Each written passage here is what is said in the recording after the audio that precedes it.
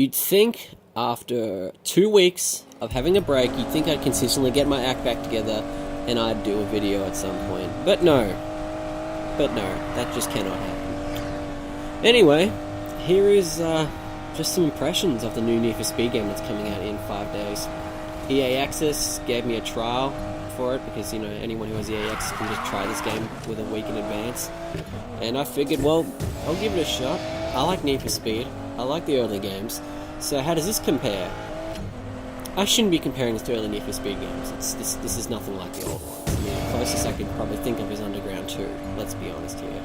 Underground 2 in the sense of its open world and stuff like that. But even then, you can also compare it to Undercover, Most Wanted, You can compare it to a lot of Need for Speed games.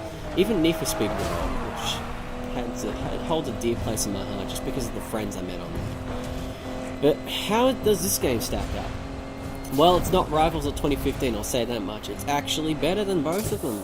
I know, shocking. It's actually pretty decent. The cars feel good to drive this time around. It doesn't feel like you're driving a fucking train track on a fucking magnet road or whatever it is. I don't know. Something just felt really off. And that was a good car crash there.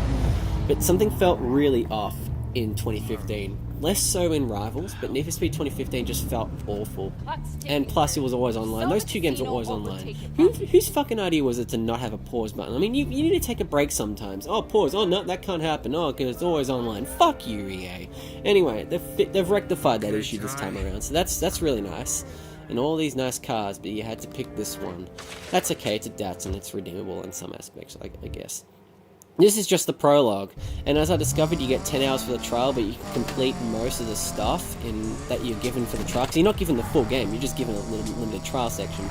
But that's basically the first 2 acts, I think, of the whole game, which is roughly 4 hours of story content, which is not bad, but not great either. And the intro is just really weak. It's consistent of objectives like head home, do this, do that. And then after a little while, you're just sent out into the world to start racing. It's really confusing and weird. But once you're out of the initial prologue bit, the game does start to get a lot better, in my opinion. And what I mean by getting better, I mean it feels like a bootleg Forza Horizon 2. It really does. It just reeks of, hey guys, you know that hip, cool game that all the young kids love called Forza Horizon? Yeah, well our franchise is a failing franchise. We need to get something to re-energize it, so let's just copy that. It seriously just feels like it. And you know what? It's not bad. I'm not saying it's a bad game, and that I don't know what that cop guy's doing. But it's not even that bad of a game either. It just doesn't feel that original of a racing game. But then again, you could argue that a lot of racing games basically aren't really original to begin with. It's the same basic concept. Racing is a genre that's hard to innovate in. You have to shake up the status quo, but you can't really do much to shake up the status quo now that I think about it. But as you can see here, there are 3 different characters you can pick as, and to be fair, I very rarely played the woman. I only played the black dude and the white guy. I can't remember what their names were though. I think the white dude's name was Tyler. Hang on. No, I think that's the only one I remember, because I just like, each time I was racing, I just saw Tyler on the screen, and I thought, oh, cool, thanks. I just fucked up that dude's Ford. Whoops. But yeah, the story is just typical Fast and Furious-esque shit, I guess. I guess they're just chasing the Fast and Furious vibe, or the Fast and the Flogging, as I call it, because they just flog that movie franchise each year. I don't care about it. I think it's just a shit film series, but then again, I don't watch movies to begin with, so not like I can really say much. But how else do I feel about this game? Well, the visuals look really nice. I mean, damn. Now I'm looking back at this video, it's actually looking really nice. The game actually looks pretty good. A complaint, though, is that it is low-res on Xbox One. And there are performance problems. Wonderful. Now, you see, I called it a bootleg Forza Horizon, but at least Forza Horizon didn't have, like, a massive amount of performance issues. Because Forza Horizon 1 ran really smoothly on the 360. 2 it ran really smoothly, but if I recall correctly, it had a little bit of issues when you just kept slamming through like fences and shit, but that was only in select areas. And then 3 runs really well as well. And then you have this, which whenever you crash over a couple of objects or you look behind you and there's like 6 or 7 cars behind you plus cops, the whole game just kind of chugs a little bit. It's really weird. Very, very weird. And the soundtrack kind of sucks too. And there's also this, snapshot mode is back, and I couldn't really care about it, to be honest. I'm just like, it's there, cool. When I tried it in Need for Speed 2015, I got an 80 gamer score achievement for it, so that was a nice incentive, I guess. Boosted my gamer score.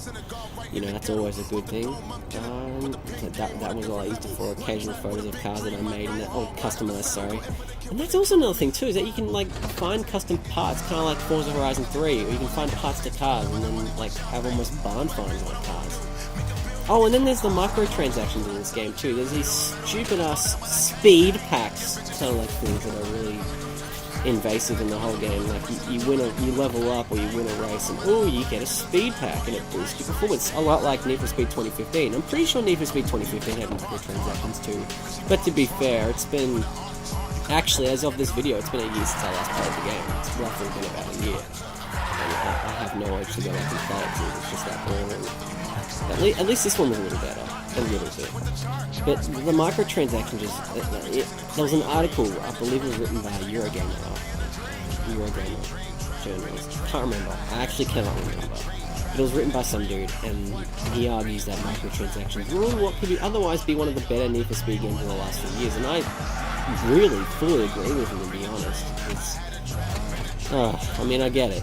It's EA we're talking about here. The same guys that are going to be launching Star Wars Battlefront 2 in just a few days after this, actually. So I don't think this game's going to sell that well, and I think Ghost Games is going to be on the chopping board. Just you watch. It happened with Visceral, it will happen with Ghost Games, because, well, what has Ghost Games done since Need for Speed, since they took the Need for Speed home? What they've done? Rivals 2015 and Payback. Which ones have sold well? You tell me. I don't think Rivals sold that well, even if it was a launch title for the next generation consoles. 2015, I think, notably bombed, and then this one, well, I don't know. At least they're giving people a chance to try to see if they like it or not, because otherwise I wouldn't have touched this game. I probably would have waited till this game to be about like $20 or something like that. But now that I've given it a shot, I actually quite enjoy it now. And back to the driving physics before too, it's so nice to be able to like feel fully in control of your car. Like, I know for some reason the devs behind the game, like Criterion for Most Wanted 2012 and then Ghost onwards, had a thing where they just wanted to make the car as uncontrollable as possible. I'm looking at you, like Need for Speed 2015 and 2012 in particular. Those cars handled really bad. I don't know what was with that, but it made the game so unfun to play at some points. Even if Most Wanted 2012 was on the Wii U and Vita, so I guess that was kind of a redeeming point of it being on a handheld. Speaking of which, I wonder if they'll ever... Oh, there is Gear Club on the... Oh, yeah, there's that. Yeah, that's about it for racing games on the Switch. I don't know how I got talking about Switch games, because we're talking about EA here, and the likelihood of another EA Switch game coming is about as likelihood as me making a breakout success record playing drums with my nose. So, yeah, that's basically all I have to say. If you've gotten to this point in the video, I hope this was a good enough video for you guys. I know it's been a little while, but thanks again, and I'll see you later.